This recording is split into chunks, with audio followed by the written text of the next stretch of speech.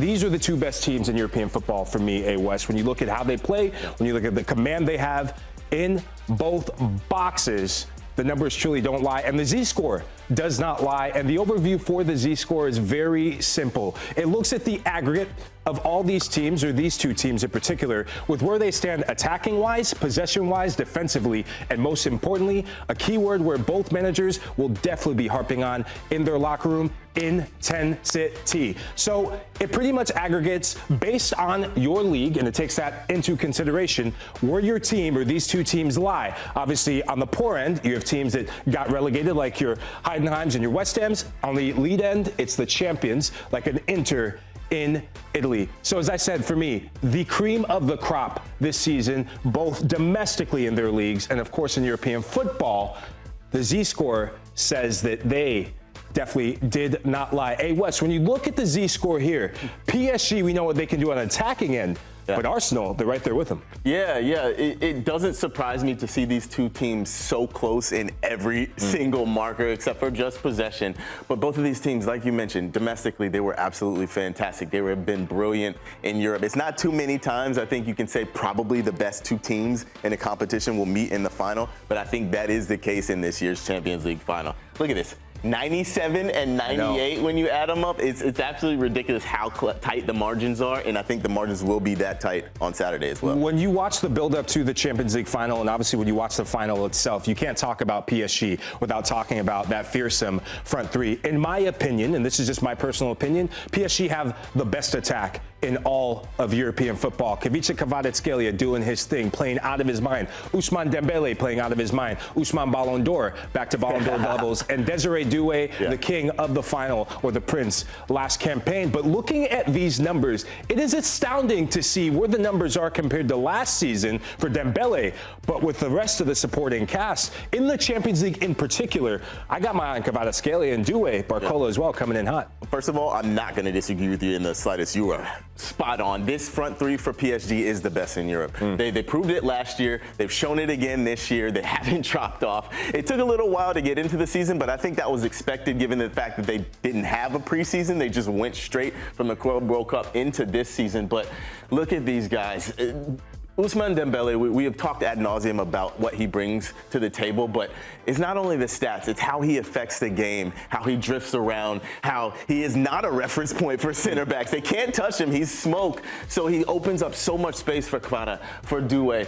Bradley Barcola off the bench is a terrifying prospect as well, because he starts for just about any other big team in Europe. But these four guys, whatever the combo is, probably this three plus them, it's going to be a ridiculous front three. It's a terrifying prospect, honestly. Yeah, on the other side of things, as good as PSG's front line has been, Arsenal's attack, they're starting to get into their own. If you'd have told me that the difference between them would be 7 goals on the season, set piece FC, I'm talking about goal scoring FC, man. What are we seeing here? The narrative doesn't really fit with how the numbers shake out. This Arsenal team, they create a ton of chances. They press high. They turn teams over in dangerous areas. They don't score quite as many goals as PSG, but clearly they score goals, and it's not just the set pieces. This team has been brilliant all season, and it's going to be really interesting to see how they come up against this PSG. One thing that catches my eye, the difference between the quality I see in the final third is this, the successful dribbles in the box. You think of the interchange of so many players, and should he be fit, we're going to get to him in a bit. The success of the wing backs, their ability to drive 1v1. At any given moment, the front three can beat you 1v1, but also any of the fullbacks can beat you 1v1. But full credit to Arsenal to getting shots off. But if you're Mikel Arteta looking at this Arsenal attack, it's good to see Bukayo Saka getting back healthy. But Victor Gyökeres, 21 goals in all competitions, 5 goals in the Champions League.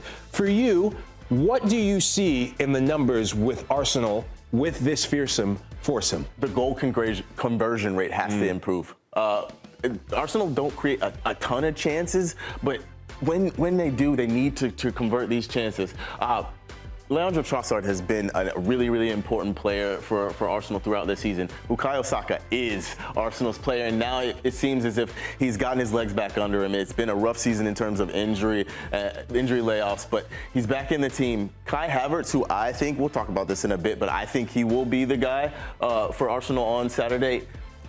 We talk about Ousmane Dembele affecting the game outside of the statistics. Kai Havertz is another guy who does exactly the same. His movement, the way that he is able to drift and combine with Arsenal players has been key, will be key, but the conversion rate has to improve, because especially in a final, you have to take your chances, and if Arsenal are going to have a shout, it has to be better. So the big question I have, and I'm sure a lot of Arsenal fans are going to be having, I know that people are going to look in that midfield, but we're talking about the front line. If you're Mikel Arteta, we're going to give you the managerial badges.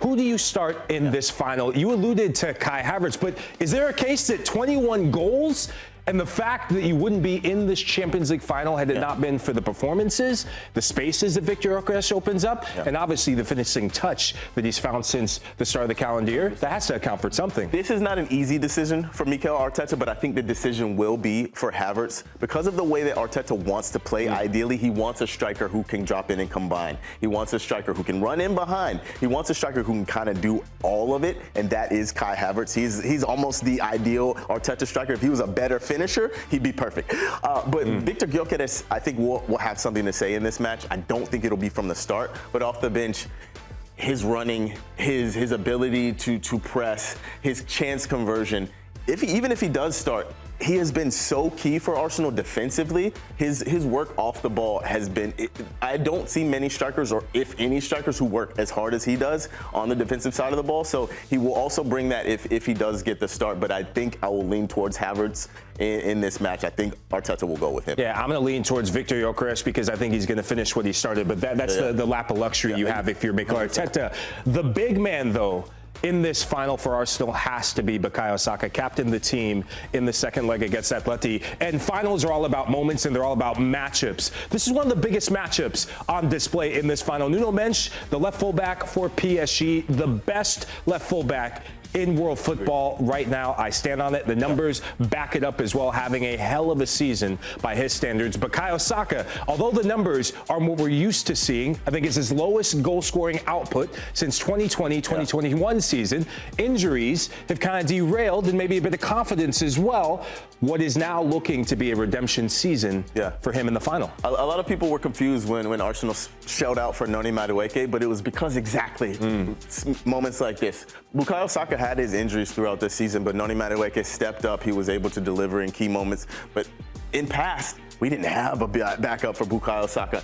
And Arsenal couldn't say if he was out or out of form, they had someone to back him up. But this matchup between Bukayo Saka and Nuno Mendes, and even further, that entire side is going to be absolutely incredible. But Nuno Mendes, I agree with you. He is the best left back in world football. He does it all. He scores, he creates. You might see him pop up in midfield a la Ricardo Calafiore, but he's just a footballer. That's the way I would describe Nuno Mendes. He's a footballer. He can just do it all. Technically proficient, physically incredible, a brilliant footballing brain. This battle is going to be incredible. Yeah, it's really remarkable to see what a difference a season makes. This was last year's matchup where Bukayo Saka did etch his name into Arsenal folklore and history. Scores a goal in the semifinal, scores a goal again to punch Arsenal's ticket to the Champions League final.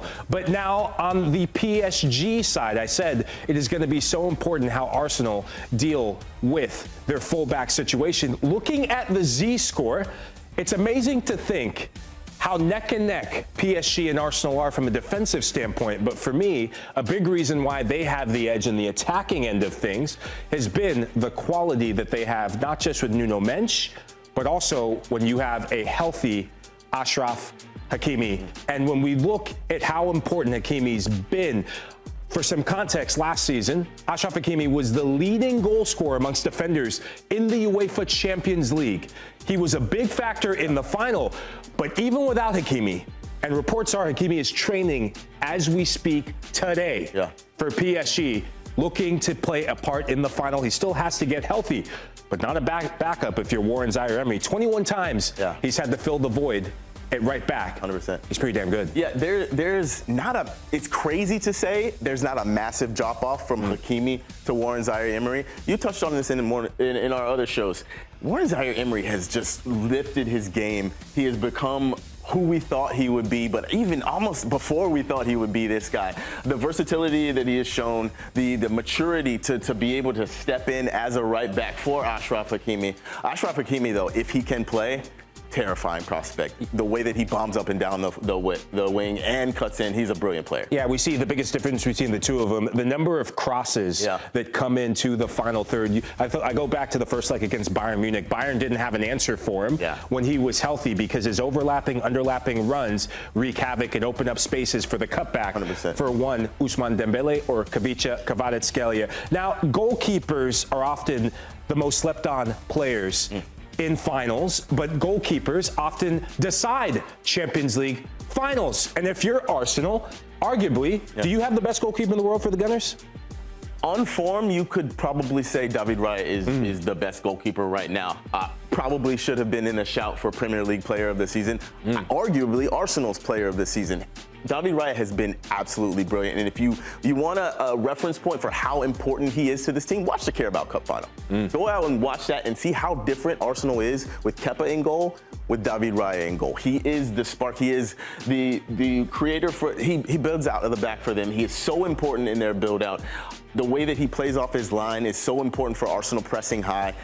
David Raya has been immense. His growth in the Arsenal goal has been fantastic over the last couple of years. But Matvei Safonov, nothing to scoff at. Massive, massive gloves to fill with Gigio Donnarumma. But as the season's gone, took the gloves from Chevalier, showed that he probably is the guy for the future for PSG, made some really, really big saves.